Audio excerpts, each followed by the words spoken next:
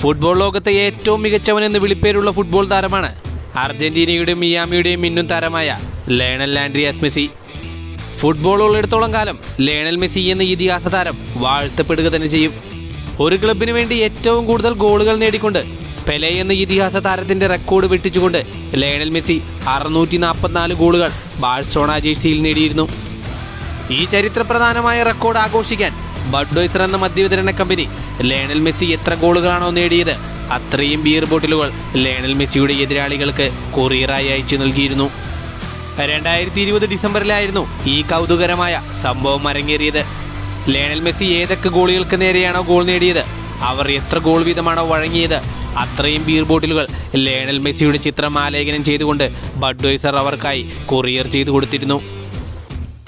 ചില goal കീപ്പേഴ്സിന് 1ഉം 2ഉം beer ബോട്ടിലുകൾ മാത്രം ലഭിച്ചപ്പോൾ ചില ഗോൾ കീപ്പേഴ്സിന് ഒരു പെട്ടി തന്നെ ലഭിച്ചു എന്നാണ് കണക്കുകൾ വ്യക്തമാക്കുന്നത്.